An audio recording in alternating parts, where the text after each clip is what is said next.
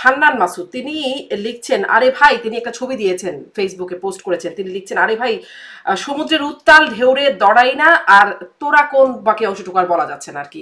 এখন তো ভাষারও হুম। অনেক মানে উন্নত মানের ভাষা, গালিগালাজ ব্যবহৃত হচ্ছে, সবগুলো উচ্চারণ করা যায় না।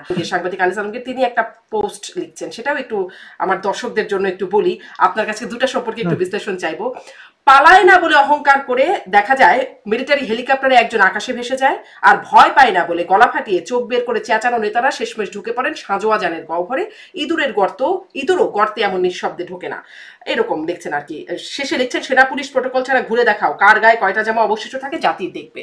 মানে হান্নান মাসুদ এবং এদিকে দেখেন এই জিনিসটা কিন্তু এই বিষয়টা কিন্তু আমি বলি আপনাকে, আমি আর দু একটা এই একদম মানে একটা ঘটনা নিয়ে মন্তব্য করতে চাই না, আমি সামগ্রিক ভাবে বলি। আমরা কিন্তু এটা মানে আওয়ামী লীগ আমলে দেখেছি। আওয়ামী লীগ আমলে দেখেছি যে বিএনপির নেতারা বলতেন যে পুলিশের প্রহরা ছাড়া রাস্তায় আসেন, দেখি কেমন পারেন, এই চ্যালেঞ্জ কিন্তু ওরা দিত। কিন্তু ওনারা কিন্তু ওই প্রহরা থেকে আর বেরোতো না, ওটা নিয়েই তারা রাস্তায় থাকতো এবং বলতো রাজপথ আমাদের দখলে। তো এখনো আমি ওইটাই তো বললাম যে আমি কোনো সরকারের কোনো চেঞ্জ দেখি না। এখন ওই সরকার এবং সরকারি দল একই কাজ করছে, একই কাজ করছে। তবে এখানে হলো কি, সরকারি দলটা কিন্তু এটা মাঝে মাঝে বুঝি না। মাঝে মাঝে মনে হয় এনসিপি, মাঝে মাঝে মনে হয় জামাত। এনসিপি বলছেন তাদের নেতারা বীর, এদিকে এরকমও বলা হচ্ছে যে ইঁদুরও এরকম গর্তে এভাবে পালায় না, মানে এত নিঃশব্দে। দেখেন একটা জিনিসকে আমি বলি আপনাকে, ওরা যেভাবে এসেছে এখানে কোনো বীরত্ব নাই। এখানে হয়তো বীরত্ব খোঁজার কোনো প্রয়োজন আছে বলে আমি মনে করি না। মানুষ দেখেছে, মানুষ তখনই সিদ্ধান্ত নিয়েছে, তারা যেটা করেছে সেটা করেছে। এবং আবার তারা যেটা করেছে এটাই স্বাভাবিক ছিল। ওই হইচইয়ের মধ্যে আপনি কি করবেন? ওখানে বিকচিতে আর বুকচাতে দাঁড়ায় থাকবেন, আপনার পাবলিকের হাতে গলপেটে খাবেন। তো ওনাদেরও তো বাঁচতে হবে, বেঁচে চলে আসেন। খুবই স্বাভাবিক মানবিক আচরণ তারা করেছেন। তারা যেটা করেছেন এটাও স্বাভাবিক, তাদেরকে যারা মুক্ত করে নিয়ে এসেছে তাদের কাজটা স্বাভাবিক। এখানে কোনো বীরত্ব খোঁজারই কোনো প্রয়োজন নাই। এখানে বীরত্ব অথবা কাপুরুষতা কোনোটাই খোঁজার কোনো দরকার নেই। হ্যাঁ, যারা খুঁজছেন তারা কেন খুঁজছেন? তারা এটা বলতে চাচ্ছেন যে আপনি তো আসলে এই জিনিসটাই, তা আপনি কেন আগে বড় বড় কথা বলেন? এটা শেখ হাসিনার ক্ষেত্রেও প্রযোজ্য, ওনাদের ক্ষেত্রে প্রযোজ্য। বড় বড় কথা বলার তো কোনো দরকার নাই। আমাকে যদি মারতে আসে কেউ, আমি কি বুক চেতে দাঁড়িয়ে থাকবো, হ্যাঁ মারো আমারে মারো বলবো? আমি তো দৌড় দেবো না। এটা যে স্বাভাবিক মানবিক প্রবৃত্তি, তাই না? এটা তো হবে। কাজে এখানে বীরত্ব খোঁজারও দরকার নাই, আর দৌড় দিলে সে কাপুরুষ হয়ে গেলো আমি সেটাও মনে করি না। এটা সার্জিস আলম স্বাভাবিক হবে। ফেসবুক পোস্টের কিছু নিয়ে কথা বলছি। সার্জিস আলমের একটা পোস্ট, তিনি বলছেন, যদি এখান থেকে ফিরি মুজিববাদের কবর রচনা করেই ফিরবো। মানে মুজিববাদ নিয়ে কথা বলছিলাম, আপনি বলছিলেন যে বাদী আসলে এটিরই কোনো অস্তিত্ব নেই, কিন্তু আসলে কবর রচনা করেই ফিরবেন এখান থেকে যদি ফেরেন। সেই কবর রচনার কি কিছু হলো? মানে ভাই তারা কি শোনেন, সফল? ওনারা ছায়ার বিরুদ্ধে যুদ্ধ করছেন, জাস্ট ছায়ার বিরুদ্ধে যুদ্ধ করছেন। আওয়ামী লীগের লোক কমবে না ওনাদের এই সমস্ত আচরণের কারণে।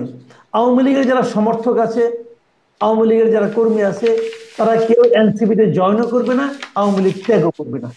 আমি তো একটা কথা চ্যালেঞ্জ দিয়ে বলি, আপনি শোনেন, এত কিছু বলার দরকার নাই। এনসিপির বর্তমান যে স্ট্রেংথ, যদি তাদের সঙ্গে সরকার না থাকে, তারা কারোর সঙ্গে লড়াই করার উপযুক্ত না। জামাতের সঙ্গেও না, বিএনপির সঙ্গেও না, এই নিষিদ্ধ ঘোষিত আওয়ামী লীগের সঙ্গেও না। নিষিদ্ধ ঘোষিত না মানে কার্যক্রম নিষিদ্ধ আর কি, ওদের সঙ্গে ওদের সেই শক্তি নাই। এবং আমি খুব আতঙ্কিত বোধ করি ওদের জন্য। বিশেষ করে এই ছেলেগুলিকে আমি পছন্দ করি, আমি ওদের জন্য আতঙ্কিত বোধ করি এই কারণে, ওরা বিভিন্ন জনকে যেভাবে খেপিয়ে তুলছে। যদি এই সরকার না থাকে, এটা ফেব্রুয়ারিতে হোক অথবা এপ্রিলে হোক, কোনো না কোনো পলিটিক্যাল গভর্নমেন্ট তো আসবে, আসবে না? যে গভর্নমেন্ট আসবে, আপনি কি মনে করেন সেই গভর্নমেন্ট এই ইউনূস সরকার যেভাবে তাদেরকে প্রোটেকশন দেয় সেভাবে প্রোটেকশন দেবে?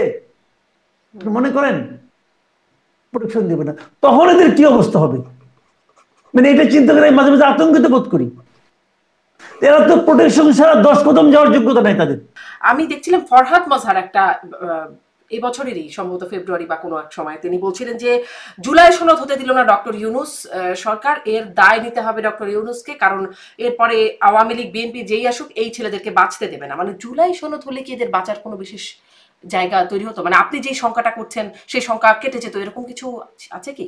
শুনেন, আমি ছাত্র জীবন থেকে ফরহাদ মাজারকে চিনি। আমরা যখন স্টুডেন্ট, ইউনিভার্সিটি স্টুডেন্ট, তখন উনি বড় নেতা, তখন উনি মাত্র বিদেশ থেকে ফেরত আসছেন এবং খুব ঝকঝকে একজন ব্যক্তি, সুন্দর কবিতা লেখেন, অনেক কিছু করেন। ওনার দুই একটা মিটিং করার শোনার পর আমার কাছে মনে হয়েছে যে ওনাকে আসলে অনুসরণ করা খুব কঠিন। আমার কাছে মনে হয়েছে, আমি হয়তো গৃহী টাইপের লোক, অত বুঝি না, আমার কাছে মনে হয়েছে। তারপরে বয়স আমারও বাড়ছে, ওনারও বাড়ছে, আমার কাছে এখনো ওনাকে একজন বিভ্রান্ত ব্যক্তি মনে হয়।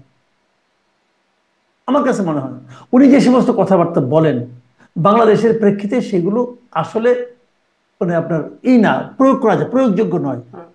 উনি কিছু কিছু ক্ষেত্রে হিপোক্রেসি ওনার মধ্যে আছে। উনি একদিকে ইউনূস সরকারের সমালোচনা করেন, আবার এই সরকারে নিজের বউরে পাঠিয়ে রাখছেন, নিজের বউ হলো এখানকার একজন উপদেষ্টা। তো উনি এটাও করেন, ওটাও করেন। রাতে বেলা তো বসে দেখা হয়, কি বলেন তাকে যে তোমরা পারছো না, বলেন এগুলো তো বলেন তো না। কাজে এগুলি বলে লাভ নাই।